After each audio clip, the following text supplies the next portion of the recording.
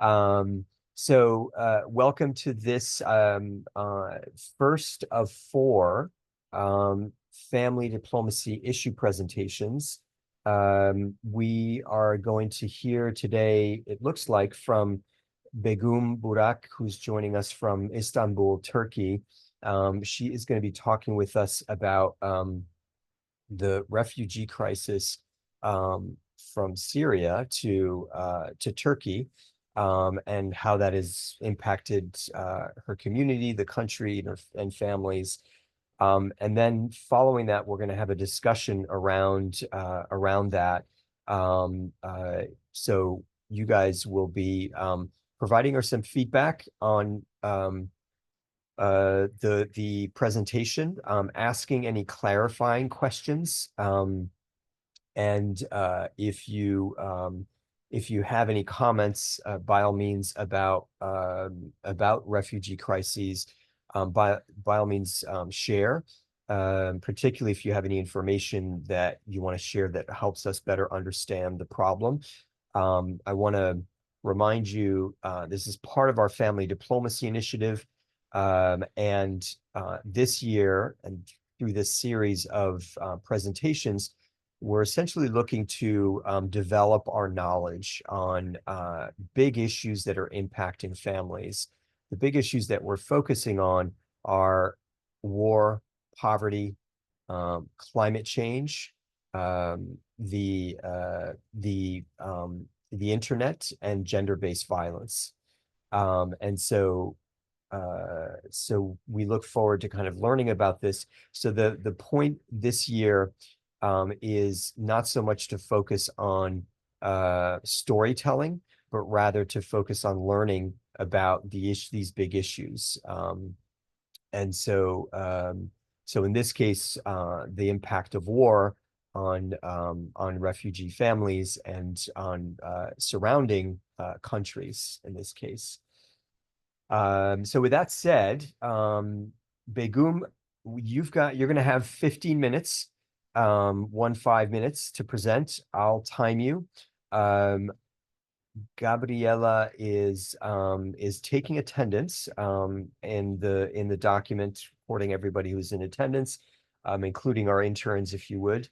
And you're encouraged during Begum's presentation to write comments or questions that you have based upon the presentation, so that we can then discuss your comments and questions during after her presentation. Kennedy, you are taking screenshots, if I remember correctly. And Gabriela, was there anything else that I needed to remind people of? I can't remember. I think you just had that task, but it may have been something else as well. Just that I'll be communicating with them, if anything, on the chat. So just to be alert. Yeah, so you'll be communicating with them if we haven't heard from them, I guess. So we're expecting all of you to participate. Please do. So Chi, I think, is having trouble connecting, but Joshua, are you with us? Yes, I'm with you. So we need to take an initial screenshot. We'll probably take screenshots throughout. Kennedy, you're going to be taking like speaker mode shots, which would be great, not just of Begum, but others. Joshua, if you could turn on your camera briefly, that would be great. And in fact, if you can keep it on, great. But if it interferes with your ability to hear us, then totally understand if you want to keep it off. Okay, so on 3, I want to take a photo. So Joshua, if you could have your camera on. And Nusrat, can you turn your camera on as well?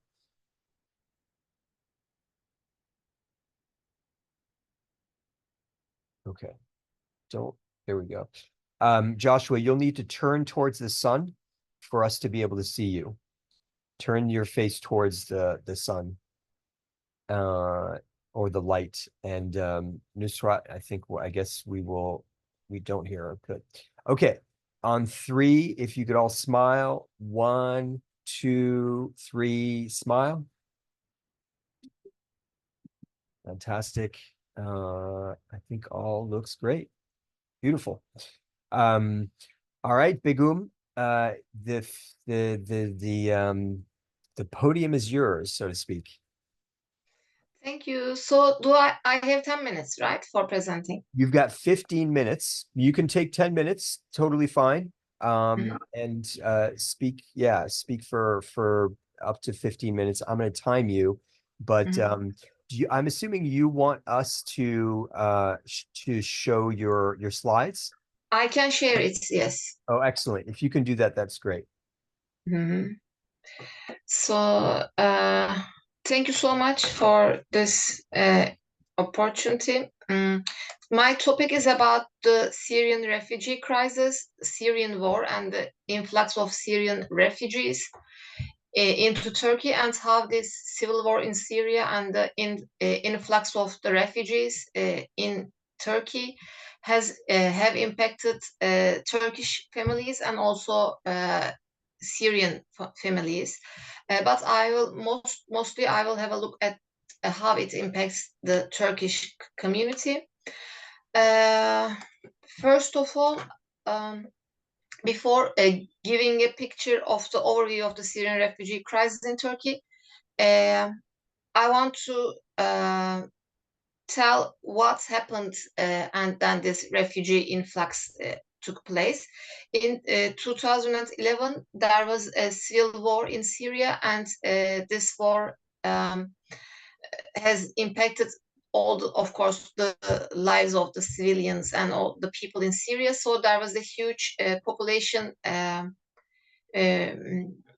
exchange, but a shift of population to some neighboring countries. And Turkey has been one of the primary countries that hosted a huge number of refugees in the aftermath of this war after 2011. Turkey has taken in over 3.6 million Syrian refugees, the highest number of any country. This influx has dramatically changed the demographic landscape, with Syrians now making about 4.5% of Turkey's total population. The sheer scale of the crisis has put immense pressure on Turkey's infrastructure and public services. So before going into details how this impacted families and the society, I want to give some details about my own city. I live in Istanbul. Istanbul is one of the biggest cities in Turkey, so it also hosts a great number of refugees. Also, the district that I reside in is like not very rich and developed districts of Istanbul. So there are lots of Syrian people in my neighborhood and in this area. In the rich and upper, developed regions, there are less Syrians. Of course, this region is like middle rank in development. There are other places which have larger numbers of Syrian refugees. Yes.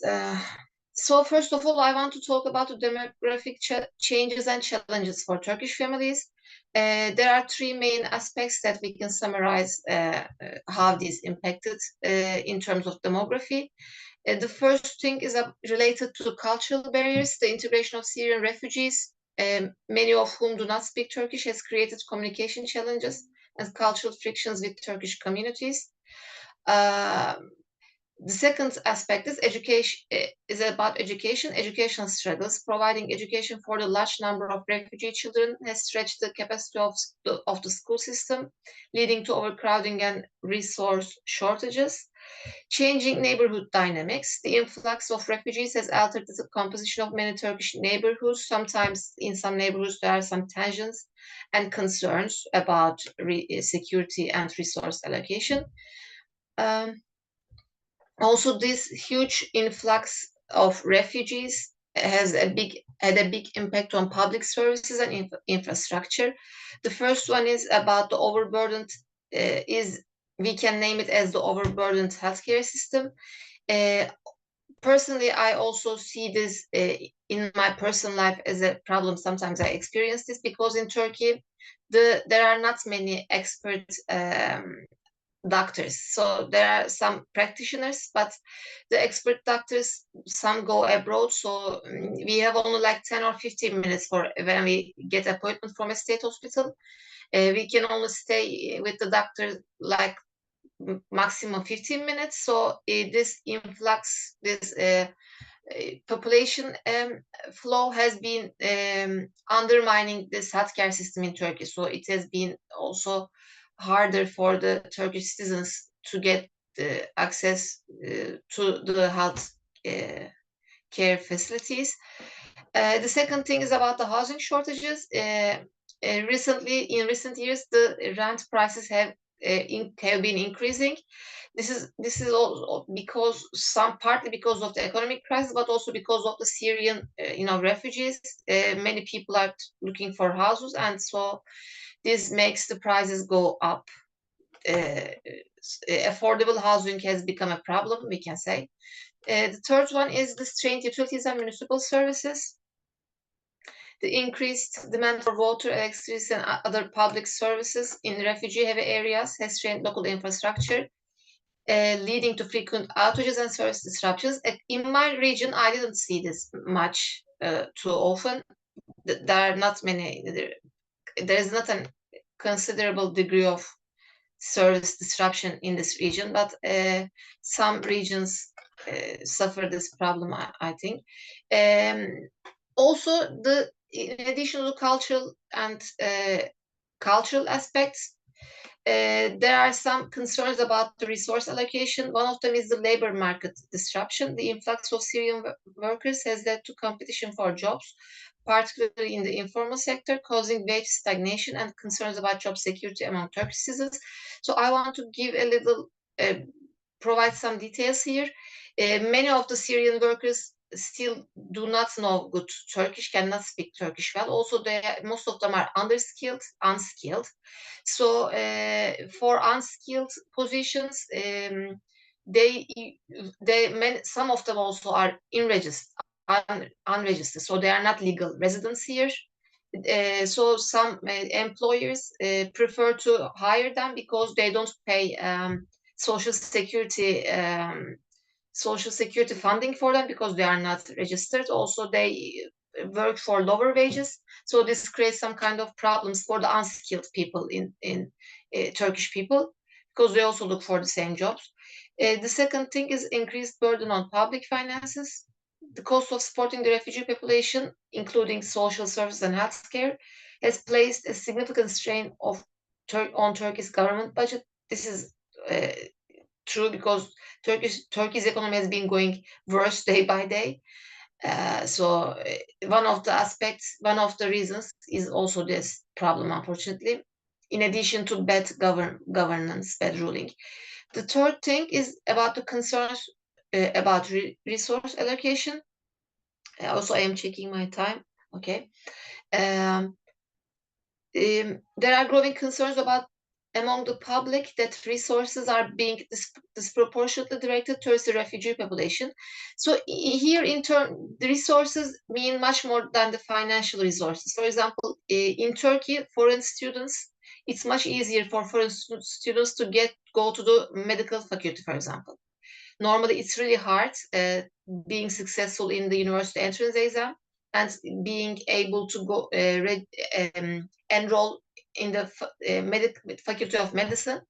But the foreign students, all of them, of course, not refugees, but they take an easier exam. So many of them, go to good universities without the credentials, I think. And also, this is another part of the problem. As I said, the other aspect of my research has been related with the Syrian families. So how we saw how Turkish families face this problem, but also there's some kind of problem for the incoming refugees. Three main points are to be noted here. One of them is discrimination. Yes, some people do not feel bad about these people, the refugees, but some segments of society have some discrimination and they do not want such people in the society anymore, because they think that the war has ended. You know, it has been almost 13 years. So why do they still here? Because they left their country to survive, but now they just live here. So many of them are not good educated, and they have some problems integrating society. So this also leads to discrimination. Impacts on social cohesion is another problem for Syrian refugees, and the public backlash. Growing resentment towards the refugee population has led to some public protests in some parts, but generally speaking, there is a peaceful environment in Turkey, although there are some specific cases of problems. Finally, I can say about I want to talk about the efforts of the government to manage the refugee influx. There are some steps that the government took. It's like temporary protection status, integration programs, and international cooperation. And as my concluding remarks, I offer three solutions to solve this problem. The first one is empathy and understanding. The second is equitable resource allocation. Here I want to again also give some details. I don't think that equitable resource allocation is a good solution, because when someone citizen, of course, he should be the first class. I mean, citizens pay taxes. Citizens, you know, they are the, I think, sole residents of this country. So this equitable resource allocation, of course, if you work hard, you must get what you deserve. But in terms of an immigrant or a refugee or a citizen being equal is not realistic for me. Also, I do want to immigrate to another country, but I'm aware that I'm not equal to the citizens, because it's something totally different. So this equal, fair distribution of resources, maybe among the immigrants themselves, is a good point. The third aspect, long-term integration strategies, developing comprehensive long-term integration strategies that focus on education, employment, and cultural exchange can help Syrian refugees become self-sufficient. And contribute to the host country's economic and social development. Basically, I think I'm also about to consume all of my time. So this was the end of my slides. I tried to give some both personal and some academic perspective about this issue. Also, I want to thank Gabriela very much. We met yesterday and she gave me some constructive feedback. So I hope I could draw a picture of what's going on about the situation. Thanks. Great, Begum. Thanks for an interesting presentation. Guys, if you can, I'm going to put you guys back on gallery view here. First of all, it would be great is to get some input from you all about her presentation.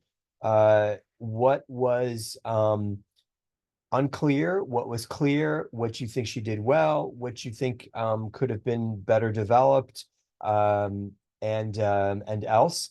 And then let's have a discussion around kind of this refugee crisis, because I think it's interesting, right? Not just because it's happening there between Syria and Turkey, but it's a more generalized problem and of growing interest to a growing number of people, precisely because it's a growing problem. So, but first, input on the presentation.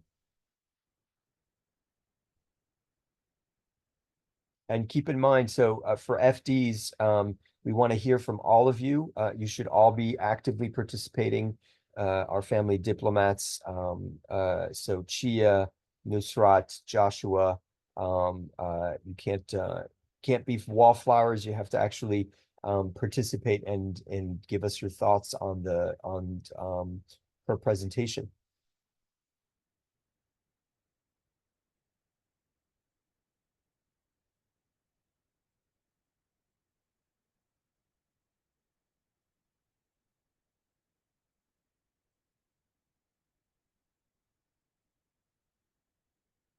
And please use your electronic hands, raise your hands to speak.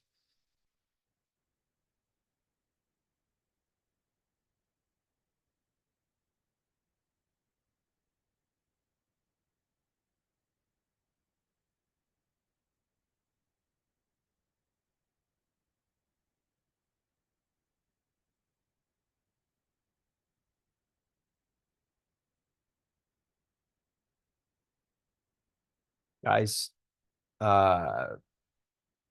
please do, all of you, including interns, you should all be contributing to the conversation.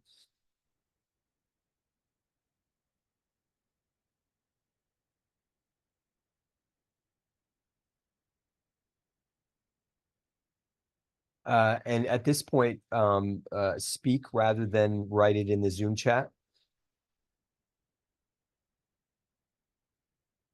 Go ahead, Chia.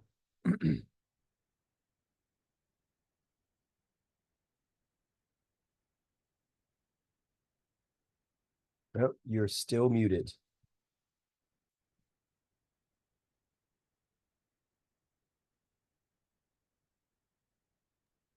Sorry, Paul, thank you for giving me the opportunity. Sure. Well, I have some issue with the connection. Well, I was joining even when he was finishing his presentation, her presentation.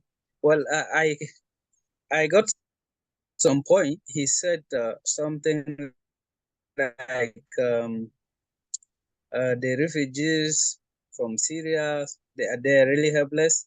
But what is the government doing about this refugee? Are they doing something, or there is no action taken? So hold off on your questions about the content and so on. What we're looking to hear first is just your feedback on her presentation first, on Begum's presentation. And so any thoughts that you had, granted, it sounds like, Chia, you only caught the last part of her presentation, but if you have thoughts on the presentation itself, your feedback, what she did well, what could have been clearer, and so on. For what I gather, it was she did well. She did well, and just that the last part we didn't really got the solution. Yeah, I didn't really got the solution he tried to mention. I think his time was up.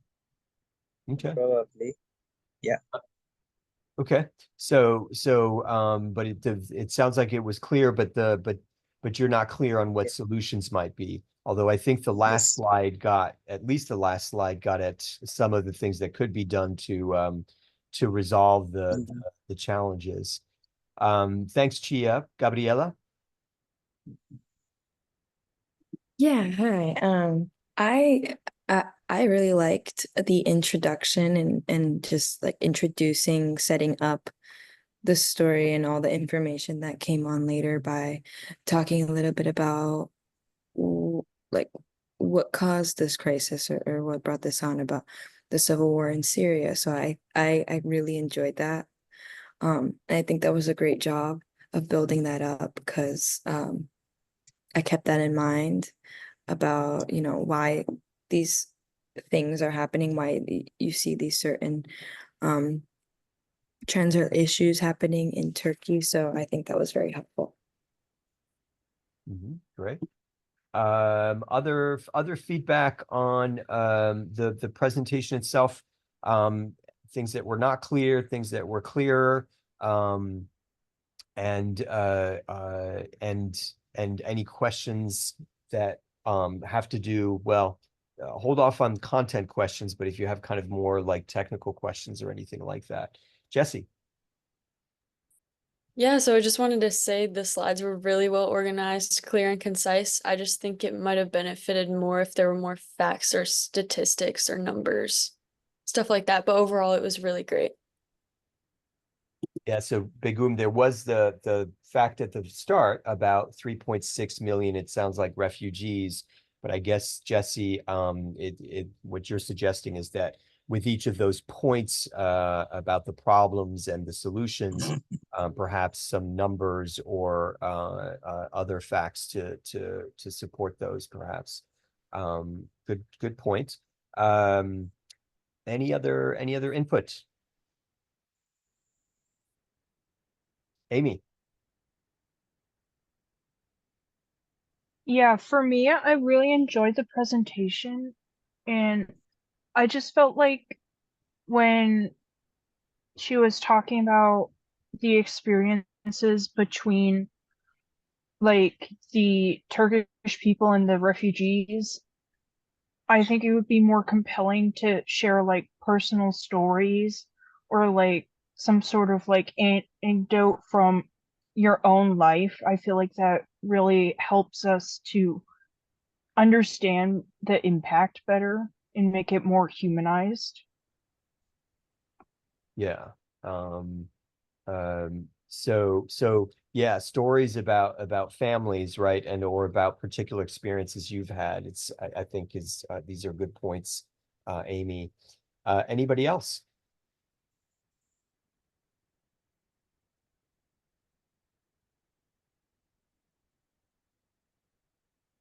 For comments that have not as yet been addressed. So you're getting some feedback in the Zoom chat, and it sounds like David is not able to unmute, but in any case, there are, yeah, so he has his comments highlighting how the government needs to address the issue by increasing social service all around, give the presentation section where there's solvency. Moreover, a part where you can explain what you personally would like to see change would also add to that solvency act or resolution, I guess is what he's trying to say. So I think Begum, it seems to me, just to wrap things up on the input on your presentation, I think we can't but agree that it was a very well organized presentation. It was clear. There were, you had short, clear statements of the challenges and of the kinds of proposals you have for resolving some of the problems.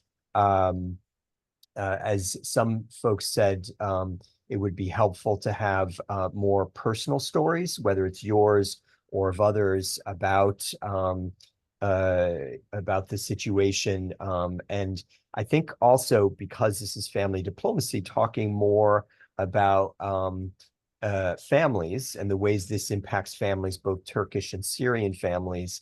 I think gave us a broader look, but not so much a specific look at some of the situation, what it looks like on the ground. One of the questions that I think we'll get to when we talk about kind of like the meat of this problem is how you find that you encounter refugees in your everyday life, and how those interactions go between you or others in those in the situations in which you encounter refugees in your everyday life. So is it at coffee shops? Is it at schools? Is it at on the street? Are they traveling together in groups? Are they separated? Are they working? Are they not working, et cetera, and so forth? Giving some clear sense of the on the ground situation and the ways in which the refugee crisis is impacting people on the ground would be really helpful.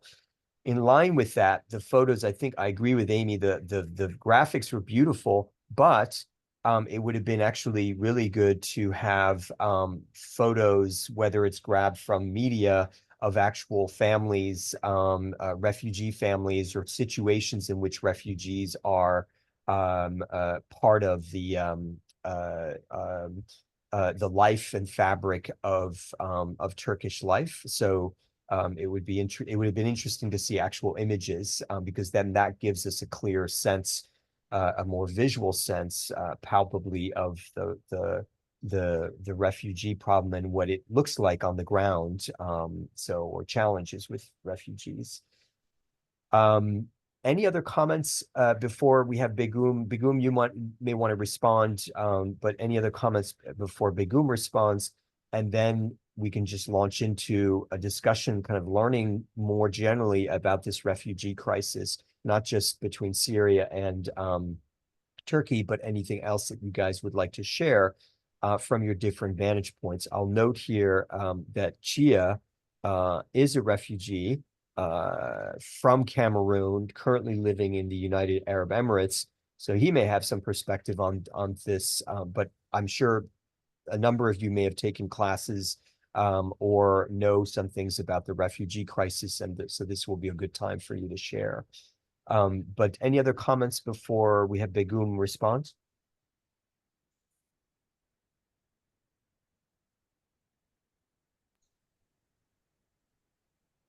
Okay, Begum, any thoughts? I want to thank everyone for their comments, and I am happy that this seems helpful for all of us.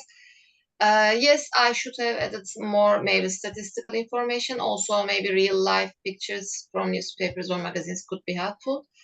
In my daily life, where and when do I encounter Syrian refugees? In my daily life, I see them in hospitals and banks. Banks, I mean, the financial bank. So it is also called bank, I think, right? The Yep. branch of banks.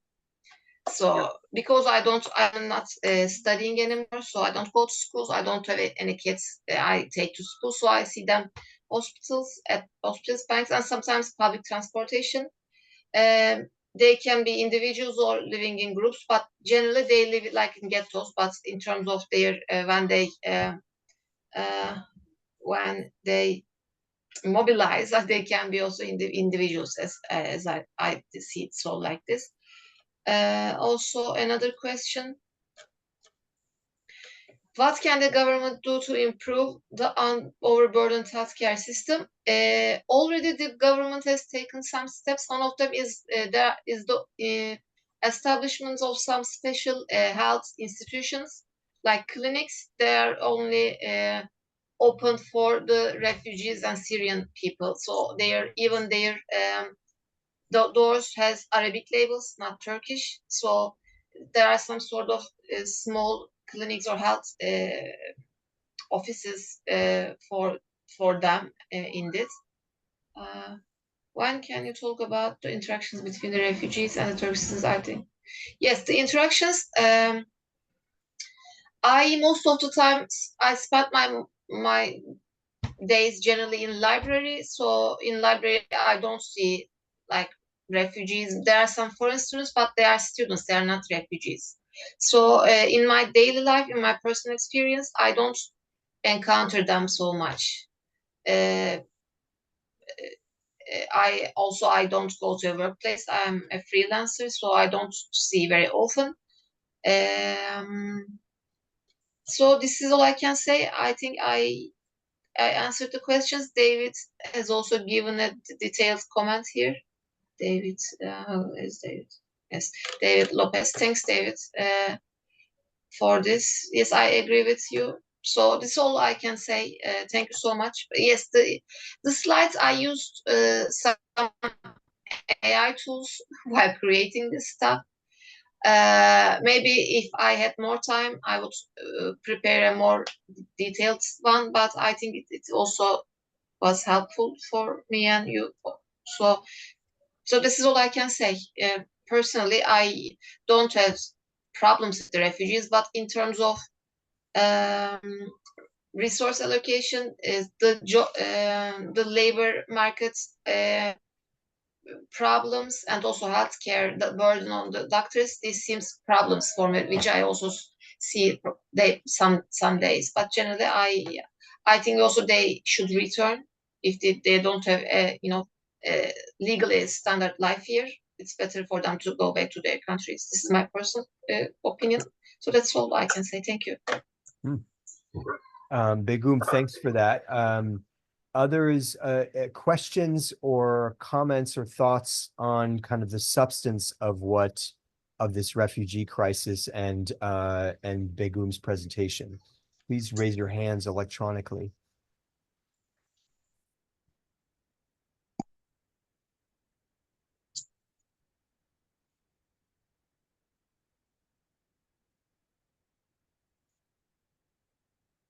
Joshua, we haven't heard from you, and I wonder if you're Noor Nusrat. And Chia, we'd love to hear from you again, considering your position, your situation. But I'm wondering if you guys have any thoughts from your respective countries, from United Arab Emirates, Joshua from Uganda, Nusrat from Bangladesh. I know that Bangladesh has Yes, its own. Go ahead, Chia. Yes, Paul, thank you so much again for giving me the opportunity to speak. Yeah, as Bengum said, I'm just wondering because if someone is a refugee, like he said, he gave a solution that if they don't have anything to do in Turkey, let them go back to their country. You know, when someone is a refugee, sometimes they lost everything, you know, they lost everything, literally. So if you can have a way to provide for them a help there for them to make out their life, make out their families, support the remaining families, maybe they have, maybe they don't have, back home, that would be good rather than telling them to go back because sometimes they don't even have where to go, you know. They don't have where to go. As for my experience, I know this clearly because what is going on in my country now, it's terrible because you know sometimes you get up one morning and you lost everything, even your home, it's burned down, all your properties that you have worked for so much time, all your life, you lose everything, and you find yourself might be in the street sometimes just trying to survive. You find yourself somewhere else, I internally agree. displaced somewhere, not even having what to eat. And in this situation, if you happen to relocate to a nearby country where you can manage to have a daily life, it will be beneficial if anyone can give you a helping hand rather than saying that you should go back to your home country because it will be like they are sending you back to hell, you know. So No, it's I really don't feel difficult that when you see. very much. So yes, Chia, I agree with Sorry? you. The ones who couldn't make a living here, you know, who have some problems, even living in on a standard life, so maybe they can also try there. If their conditions are good there, again they can return. Of course, I don't want to send anyone to a war-torn country among the bombs or in a war place. But if their country is restored, if things get better, then they can go. But I agree with Sounds like you guys agree that, well, if you come from a war-torn country, you can't go back. You cannot go back. And you have to figure out something to do with them. I think in the case of Syria, I don't, to be honest, like I don't know exactly what the situation. It seems to have stabilized to some extent with the Assad regime having prevailed, but there still seems to be conflict in the country.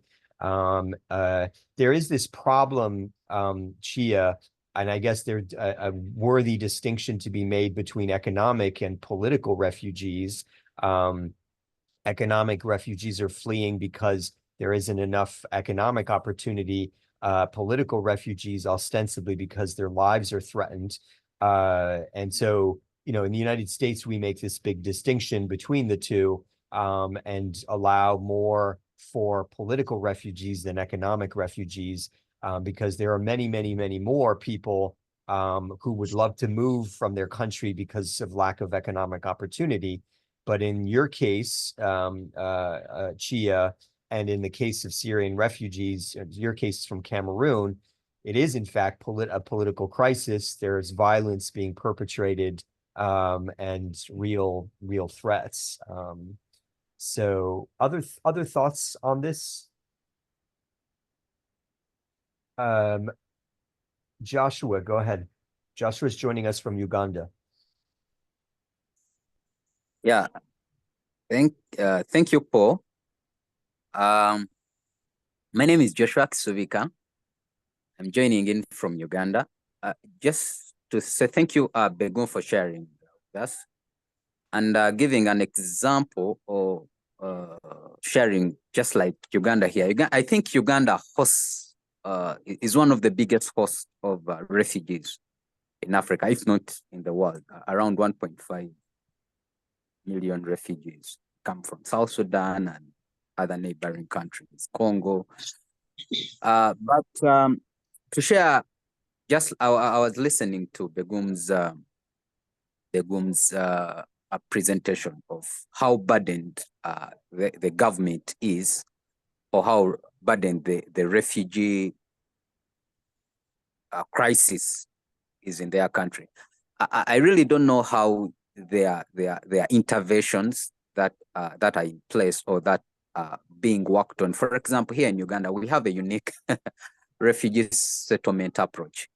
When refugees come, they are allowed to mingle, interact with the local communities. They are given a land for agriculture. Some are skilled. All those are government initiatives that try to support these refugee communities.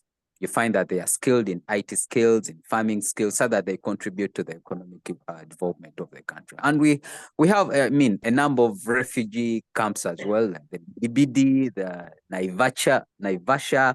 So I don't know whether some of these interventions are also there in your country. Thank you so much. Joshua, just to clarify, what was the last thing you were saying? Were there refugee councils, and what do those things do? The refugee settlement approach. Yeah, what is that? Explain what's the I think you mentioned councils. Is that correct? I say that there is a unique refugee settlement approach that the government uses. Like they allow these refugees from our neighboring countries, like in South Sudan and Congo, where there are this number of wars. So when they come here, they are settled well in the camps, like the Naivasha camp, the Bidibidi camp, but they are also given an opportunity to interact with the local community. They are skilled, IT skilled, agribusiness skills, so that they can contribute to the economic development of the country. So I was wondering whether the same approach, instead of just keeping the refugees in the camps and they burden the economy of the country, like in Begum's country. I don't know whether some of these interventions can be done, because we host a number. Like, if you search about Uganda, we are the biggest host of refugees here in Africa. And I think even in the world, we are one of the biggest hosts of refugees. Yeah. So for us, of course it's a burden, but the government tries to bring up these initiatives of supporting them so that they can contribute to the economic development of the country. Like, how many figure for refugee you have in your country, Mr. Joshua? You can Sorry? guess the figure? I mean the figures. Roughly, I think statistics says 1.5 million. That's the number we host. Wow. We have, yes, five. I need to be sure of the number, but roughly I think that's 1.5 million refugees we have from South Sudan, Congo, and other countries.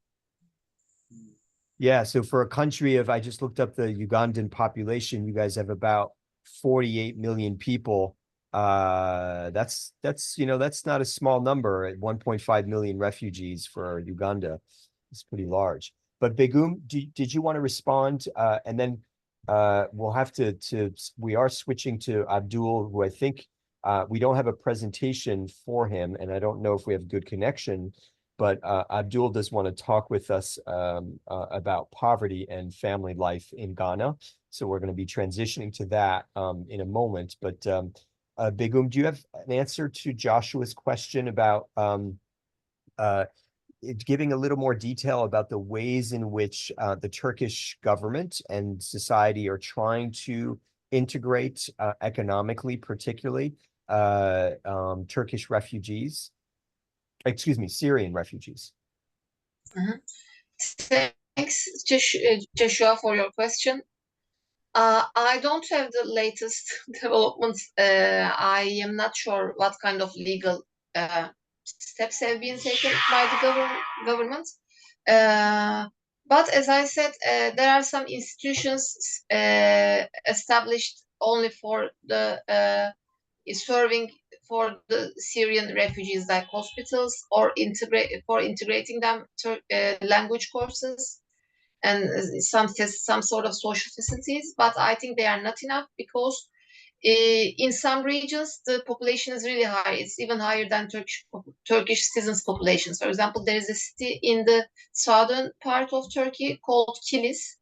Kilis has a great number of refugees. It's very close to the border.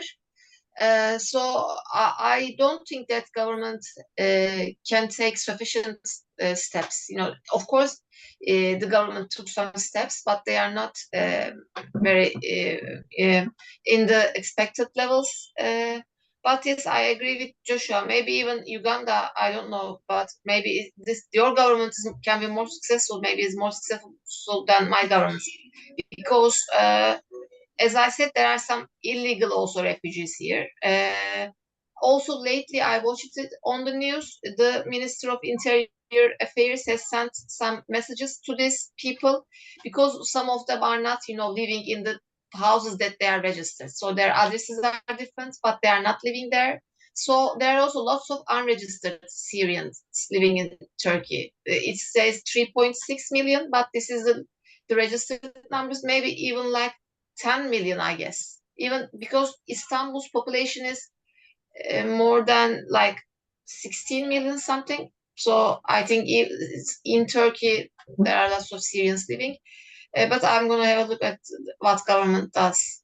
Thank you, Joshua and Chia and all other friends, for their questions and comments. Great. I'm gonna I think I'm gonna look up and put in the in fact, actually, I would give this as a task to one of our interns. Nick, if you could look up and just give us the percentage, and this is just as Begum just rightly pointed out, there's the official number of refugees in a given country, and then there may be lots of unregistered people who are refugees. So we can only go with these official numbers. But Nick, if you can just look up the number. So we have an estimate from Begum of 3.6 million refugees. And I gather that's just from Syria. We don't know if there are other refugees versus the total population of Turkey. So just rough numbers. And then just if you can just give us the percentage of the population that is refugee given that, right? So the basic math for that. And then the same thing for Uganda. It would be great if you can look up, see if you can find statistics on the total number of refugees in Uganda versus the population, and then just divide the population, the total population, well, excuse me, the immigrant population by the total population. It'd be great to have that information.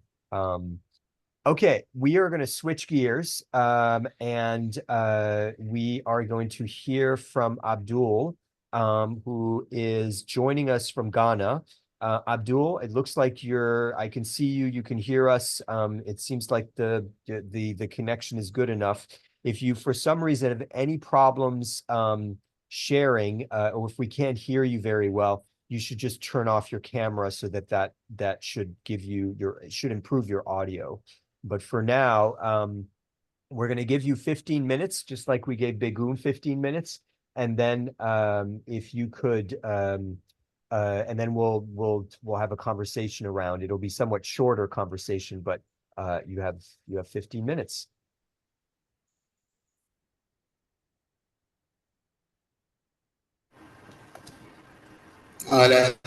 Thank you, Paul, for the opportunity.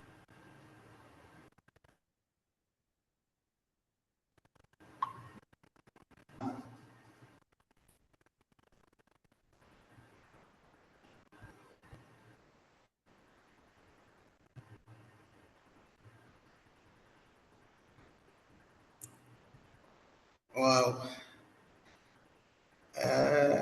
This is my presentation. I actually, I don't know. Please, can you hear me? Yes. Yes, go ahead.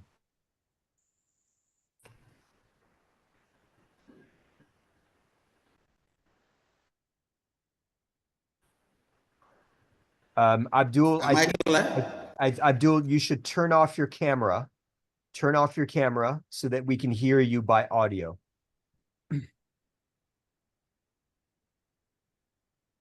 And I think right now there's a big delay between what we're saying and when you hear us. You have to put on my camera. So go ahead and turn off your camera.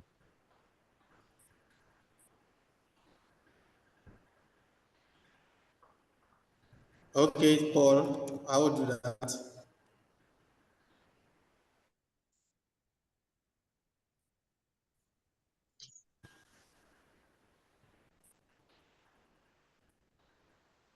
Or just go elsewhere.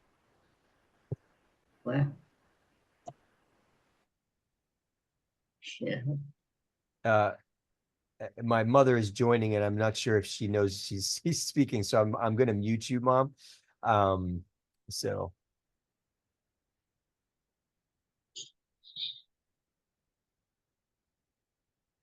And generally speaking, you guys should be. Am I audible? Okay, I think Abdul, yeah, you should all be on mute other than Abdul. Go ahead, Abdul.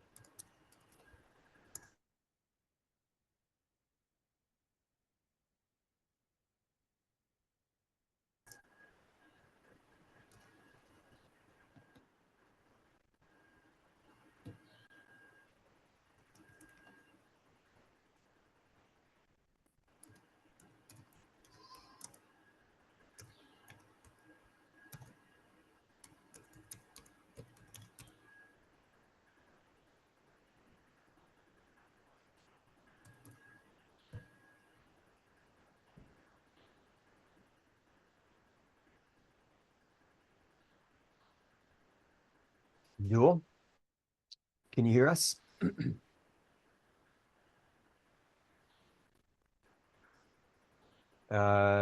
If we can't get Abdul on,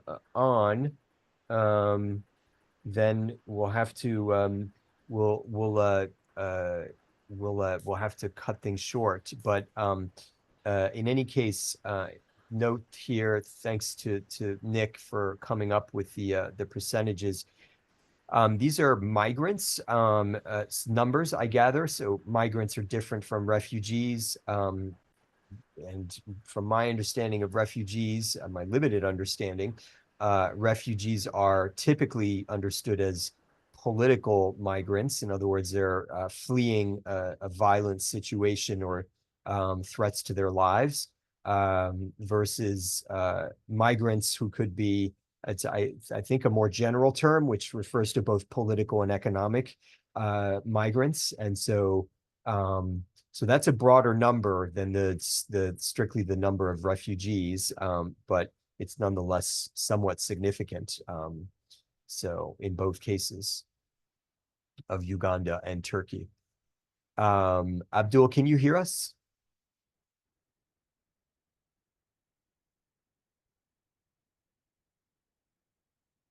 Okay. I don't think Abdul can hear us.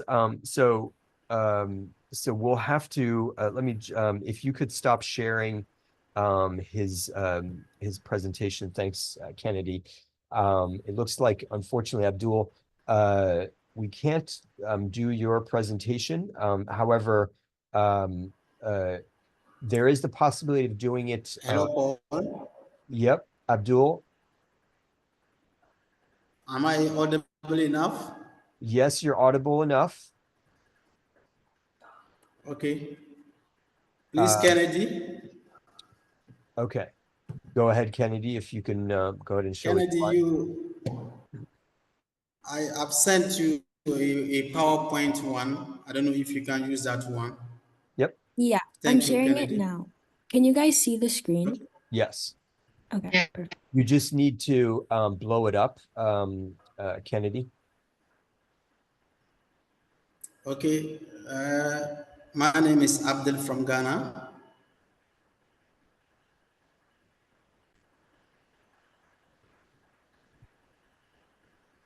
My name is Abdul Basit from Ghana, and I'm doing a presentation on the effects of poverty on families and strategies for mitigation. And my subtitle has to do with understanding the impact and implementing solutions. Like I said already, I'm the Dasi from Ghana. Introduction to poverty and its prevalence. And the objective of this presentation is to discuss the multifaceted impacts of poverty on families and explore strategies to alleviate these effects. Poverty is defined as the severe deprivation of basic human needs, including food, water, sanitation, health, education, and information. And when someone is lacking any of these basic needs, that person can be classified as being poor.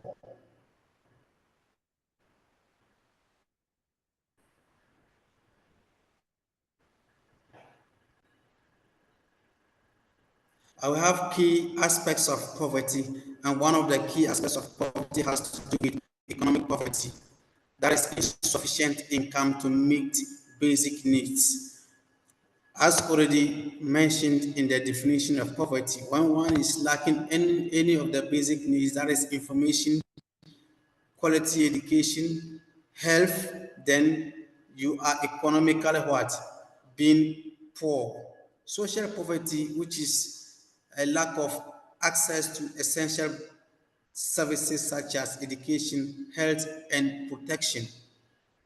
Environmental poverty, living in areas with poor infrastructure, inadequate housing, and vulnerability to environmental hazards.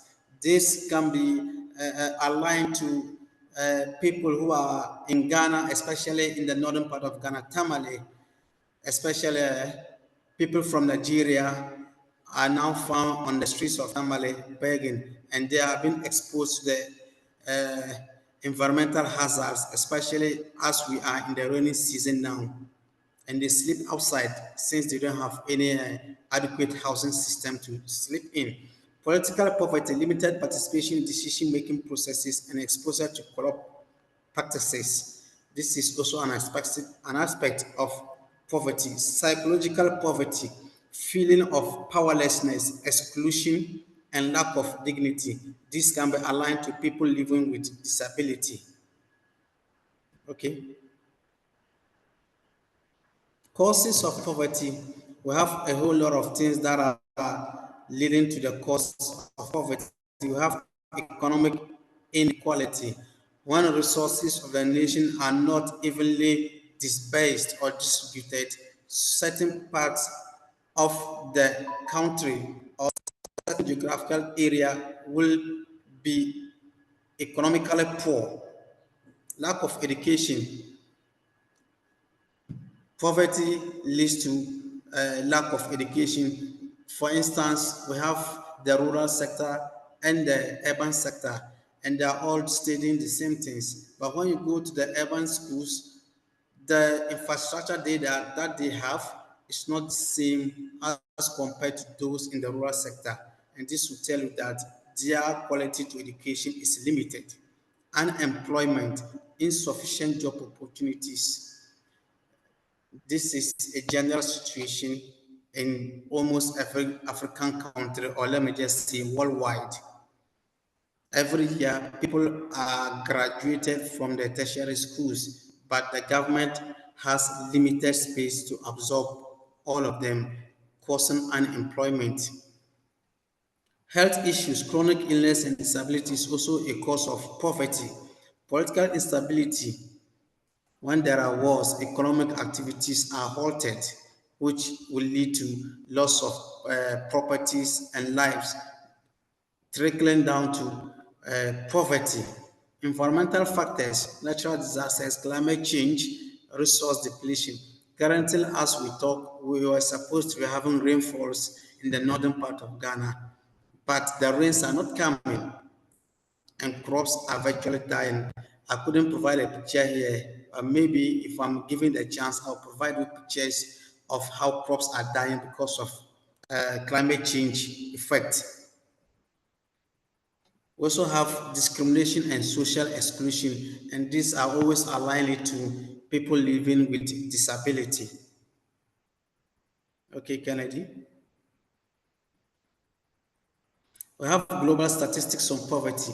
You'll be shocked to know that 9.2% of the world's population lives on less than $1.9 a day, and this can be found in the World Bank Poverty Review.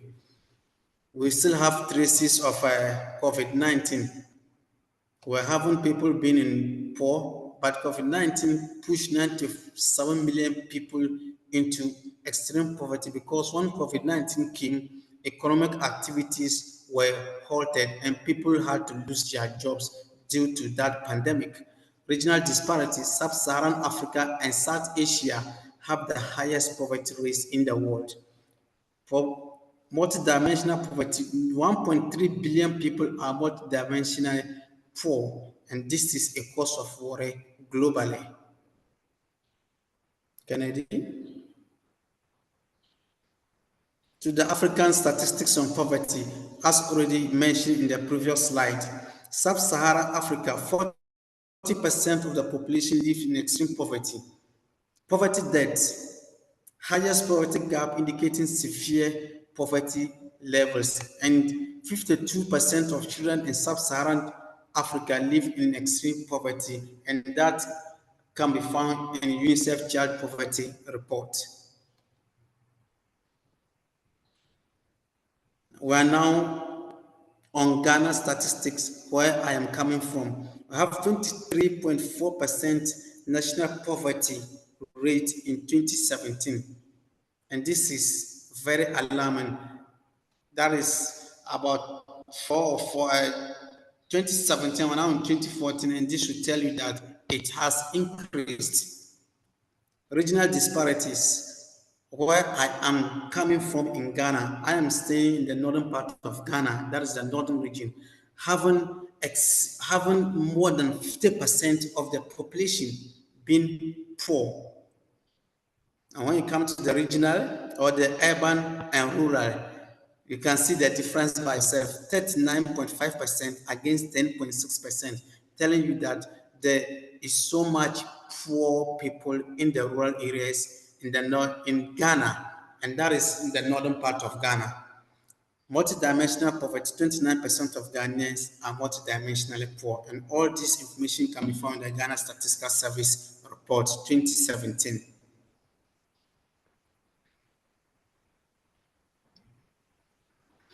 Effects of poverty, health and well-being. When one is not able to feed well, especially on the part of children, you know there will be malnourishing. There will be malnourished, leading to malnourishment. Limited healthcare access. You don't even have the financial capacity to give yourself good healthcare. Mental health issues, overthinking about how to feed your family are all what effects of poverty. Education. We have reduced education opportunity because you don't have the financial background, or because people are not having strong financial background. Their access to educational opportunities are less. People are not able to pay their school fees, leading to dropout rates, and also leading to what? Poor academic performances, because they don't have the financial capacity to acquire the educational materials. We have social and emotional development, stigmatization, which is very common. People are being stigmatized because of how they appear. And you know, when you are rich, you appear neat. When you are poor, you appear poor or you appear dirty. Limited social mobility, you don't even have enough. How much more do you move to social grounds? Economic strain, housing instability, inadequate living conditions. Health and well-being, malnutrition, as already mentioned, standard growth in children because they are not being fed well. Limited healthcare access. And you also have the mental health leading to depression. Okay, I'm just brushing through because of time constraints.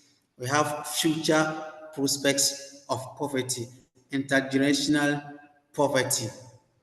Like already mentioned in the topic, mitigation. When mitigation factors are not put in place, there's going to be a cycle of poverty persisting across generations. The poor will continue to be poor and the rich will continue to be rich. And that is not good for the world, leading to more of those people involving themselves into crimes like armed robbery, petty thievery, and those things, which is now common here, like we call it internet fraud. Most of those people in it are people from the poor families.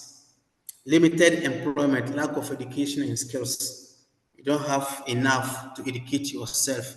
Your access to employment too is low. Reduced life expand. Chronic health issues and lack of healthcare. We have people suffering from sicknesses that you think that, or that you can imagine if they were well empowered or they were well resourced with finances, they wouldn't have been suffering from those sicknesses. But because of poverty, you see them suffering from those sicknesses, leading to their death.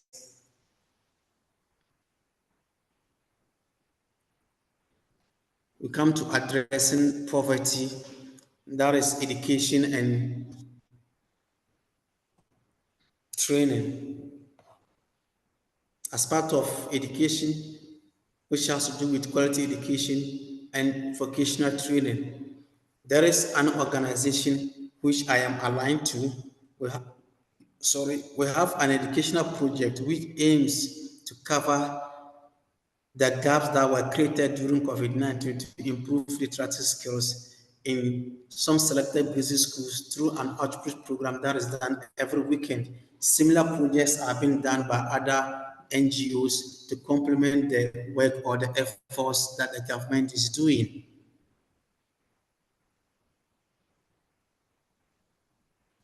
And that is few pictures or two pictures of the reading factory of the Read Alive project. This is carried out every Saturday to help children improve on their reading skills and writing skills. We also have social protection programs, and that is on the government part and other international agencies. Social protection programs are being defined as a range of actions carried out by the state and other parties in response to vulnerability and poverty, which seeks to guarantee relief for those sections of the population who for any reason are not able to provide for themselves. And these are some of the things government does. As mentioned below, we have Ghana has, I'm just rushing to Ghana has a number of social protection programs for children and adults and the aged, which include the capitation grants, which is for the basic schools management, school feeding program, health insurance scheme, livelihood empowerment against poverty supported by UNICEF, which are all under the National Social Protection Policy. Abdul, just so you're aware, you have about a minute and a half left. Okay, this is a picture of one of the social protection programs which is being implemented by the government of Ghana, a school feeding program where they provide feeding for basic school children. Okay. As part of the social protection programs, as already mentioned, we have the LEAP, a cash transfer program targeting the extremely poor, vulnerable households. We also have the health insurance, which ensures access to healthcare services for all Ghanaians, divide of your financial background. Youth Employment Agency, providing skills training, and employment opportunities for young Ghanaians. As part of this, we also have other organizations. Yesterday, I happened to be part of one training program which was organized by one NGO in Tamale here, and they were providing skills training for graduates. And some of the skills training they were doing was soap making, beads making, as well as satellite installation, so that they can always be self-employed when the government is not yet absorbing them into the public sector. We also have the planting for food and jobs, which is for farmers to complement their efforts in the farming sector. So as part of that, on the health, that is the outcomes. By providing affordable healthcare, the NHIS has significantly reduced financial burden on poor households, leading to improved health outcomes and reduced mortality rate. Education, that is a leap. Families are being provided with cash to provide certain needs for their children in school. Also have the economic stability, that is a planting for food and jobs. Farmers are being provided with seeds and fertilizer on subsidized basis. And these are some of the social protection programs being done by government. Thank you. Great, Abdul. Thank you for what was a complex kind of presentation with lots of information. So let me get back to here. So we only have about 12 minutes. Would still like to get your input from you guys, so please raise your electronic hands as to the input on the presentation first. So what you did well, what you did not do well, what was less clear, and so on. Chia first, go ahead. Thank you. Abdul, thank you for your presentation. I really enjoy your presentation, and you highlight a lot of things, and it was clear also to understand. And you also highlight the causes, the solutions, and the basic support that the government is giving, especially for food, for the basic food for the school, and providing hospital care and others. So it was a good one, and the presentation was good. Great, thanks, Chia. Thank you. Kennedy. So I was the one that was able to help Abdul during this presentation process. So I gave him a lot of feedback last week regarding just what to do, feedback on how to make it better. So Abdul, I'm very proud of you. This is a very successful presentation. I loved how thorough you were with all of your information. I love the images at the end, and I just loved how you were able to talk about the causes, but also address solutions, and then what the government is also doing to amend what's happening right now. So just thank you so much. Great work, and I'm very proud of you. Thanks, Kennedy. Thanks for your help, both you and Gabriela, for your help and support for our presenters. Other feedback on the presentation before we get into the substance of poverty in Ghana and its impact on families. Other thoughts?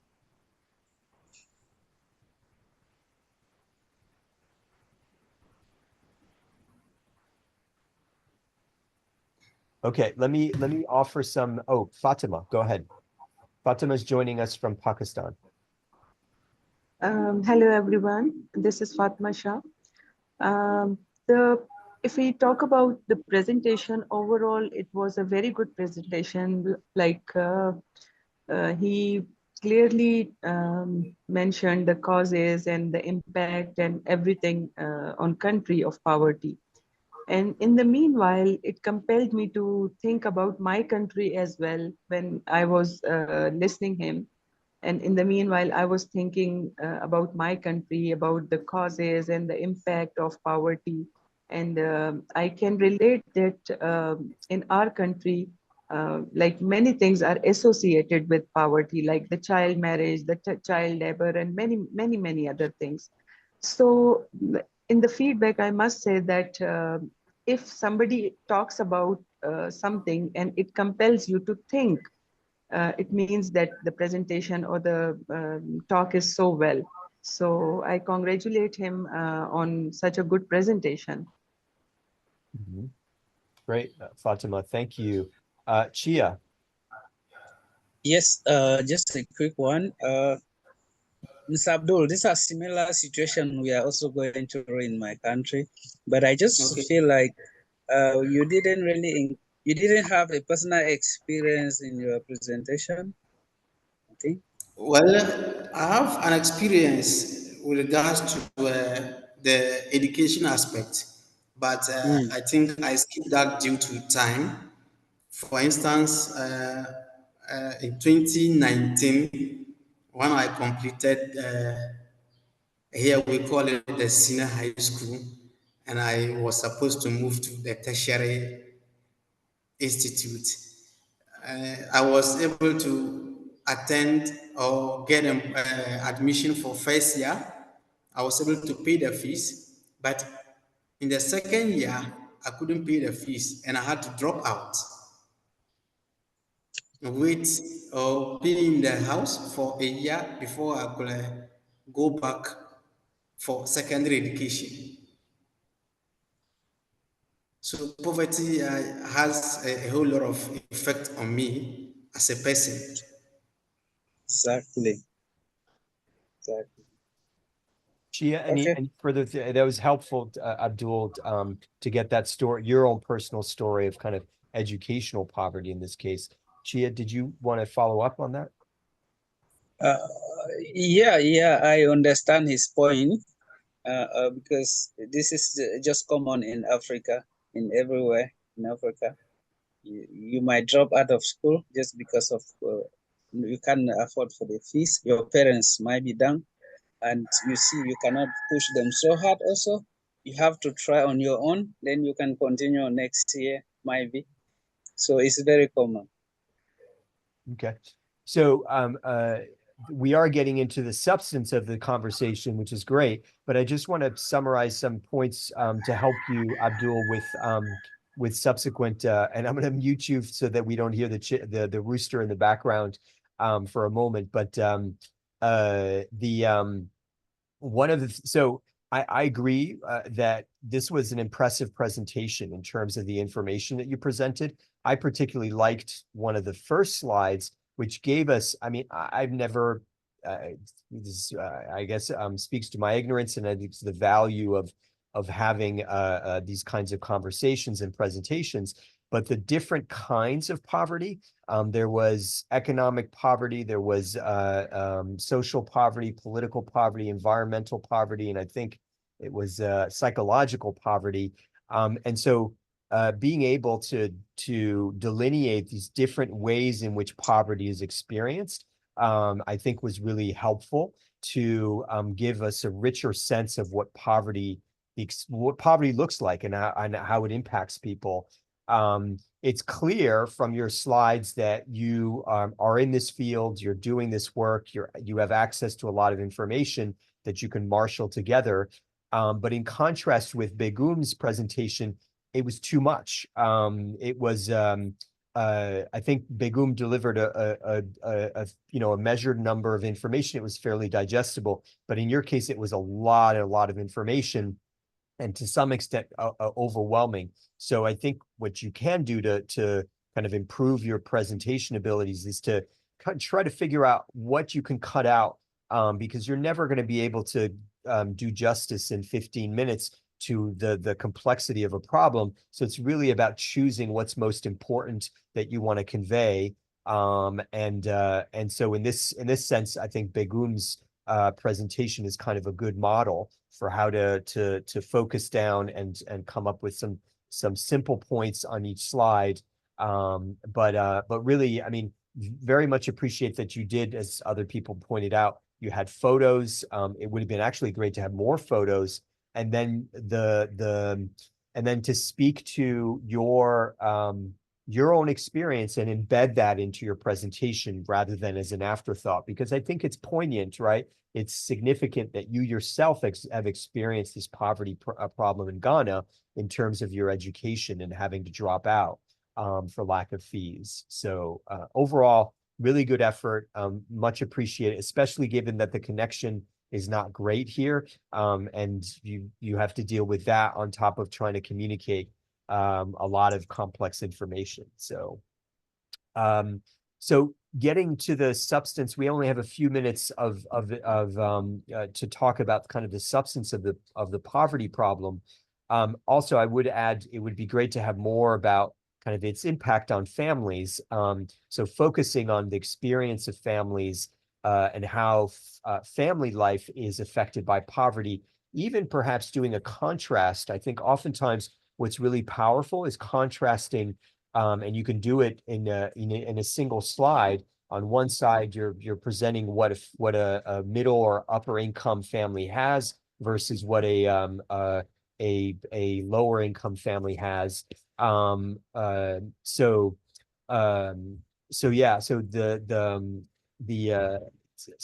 having that would be helpful to be able to sharpen the difference between poverty and middle or upper income situations. So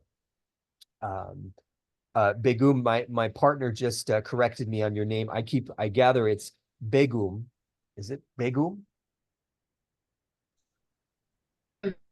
Güm with dots over U, Ü. But Ü is not there's no Ü letter in your alphabet. Okay, so it's say it again. Begüm. Begum. Begüm. Okay. Begum. Begüm, yes. All right, sorry about that.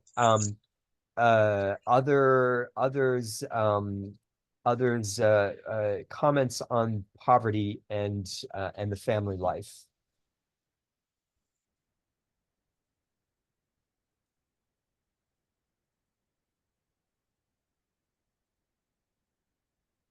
Walter, I'm going to put you on the spot here because your family comes from the Democratic Republic of Congo. You're interested in actually addressing this problem.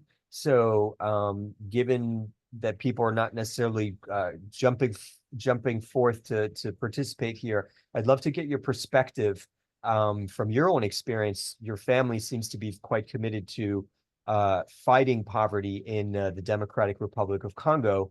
Do you have any thoughts on well, poverty and family life and maybe differences or other things that you would bring up? Sorry, yes. By the way, Abdul, great presentation. In addressing poverty, what I've seen firsthand, in my visits to the DRC, poverty can really destroy families because when there's financial instability, parents can't afford, to raise their kids and send their kids to school. So, it separates families internally. And I just feel that in addressing poverty, we can unite families because the family unit is the strongest unit in the world. Without family, you can't have people, can't bring people into this world. So to address poverty is a big thing that we should look forward to on any level, at the most basic levels, whether it's helping people, teaching people how to become financially stable, and teaching them self-sufficiency, or giving them large grants, or by whichever means, it's a big thing. Mm-hmm. I'm also going to point to somebody else, or David Lopez is likewise one of our new interns, and if I remember correctly, his family comes from Colombia. David, can you hear me? Are you listening? David may not be present. He wrote in the chat box. Yes, Colombia, Puerto Rico. Okay, gotcha. If I remember correctly, David is in a place where he cannot speak, he can't use the audio. But David, if you can kind of from your perspective, offer some sense, it would be helpful, of the ways in which poverty is impacting, or your experience or your knowledge of how poverty is impacting families in Colombia and Puerto Rico. That would be great.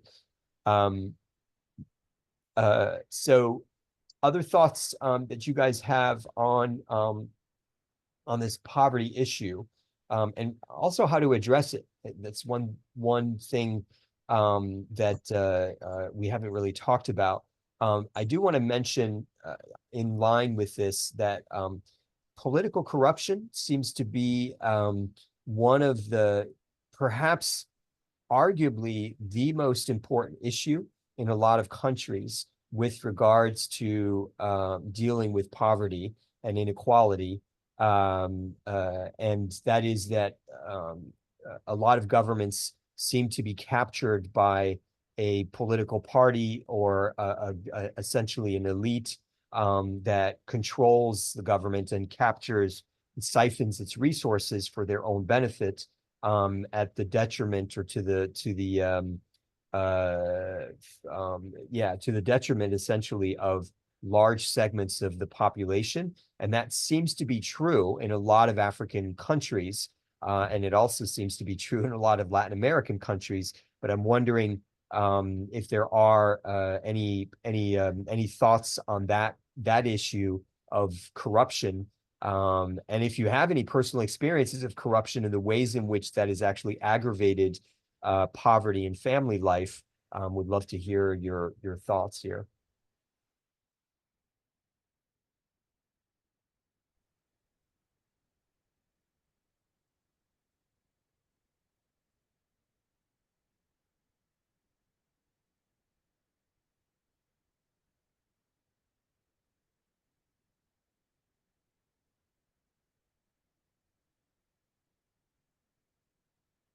Shia, I'm curious, and in the case of our so Fatima, if you're still with us, and our family diplomats in particular, I would love to hear. I know you guys are writing some comments in the Zoom chat, but I'm wondering about this whether you've experienced corruption in your everyday lives, and how that's impacted life for families.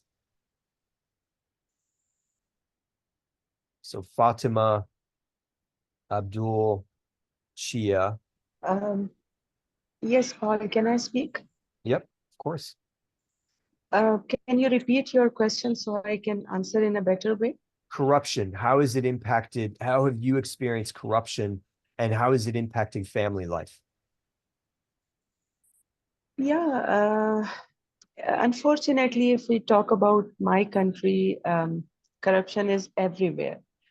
And there are many causes of corruption, but if we nowadays see the main reason of corruption is not enough earning. I'm talking about the mediocres and people who are already have suffered from poverty and less income. Like from the upper class, I'm not talking about those people because like it's a separate scenario. But nowadays, people are becoming more corrupt because of their less income, not fulfilling their basic needs. And even if I see, like, if somebody is selling vegetables, they also do a little bit corruption. They don't sell the proper things just to, have more income and sell those things which are not valuable. So these things are also connected with poverty and the not enough income. Corruption is also impacting our family lives because, like, if I talk particularly about my country, like many people I know that they are educated, and I know their long journeys of education, how they have gone through to get all these education, and at the end when they apply for government job, so people ask for bribes. So this is the thing where they stuck and they don't get the job, even if they deserve and they are qualified, but they cannot get it. So people are very much disappointed because of this corruption in our country. It's everywhere, almost in every department, everyone is corrupt. And that's why the economic condition of Pakistan is getting worse day by day. This is what I must say. Yeah, so it's interesting, Fatima, you mentioned that to get a job, sometimes you have to pay a bribe. I remember one of our family diplomats from Nigeria, Chirunim, has mentioned the ways in which professors at universities will essentially extort sexual favors from some of their students in order to get a better grade. And so, you know, there's corruption, it sounds like, in a lot of different institutions. And that seems to be complicating life and making essentially life more unfair for people who can't afford to pay those bribes, or to or who refuse to do this kind of sexual or other kinds of extortion. Anyway, we are. Yes, yeah. Well, this thing is also happening in Pakistan, that nowadays there are many scandals coming on TV, that people are harassing girls, you know, the professors in the universities to give them better grades. They are harassing, they are making their videos and everything, you know, just to give them better grades. So this thing also happening in our countries, like in previous 1 year or few months, I must say, if I check the record, there are many universities in Pakistan who are caught in this thing, you know. So it's not something good. It's not only bribe or harassment, but in many things, I must say that corruption is involved everywhere. It's in every department. Yeah.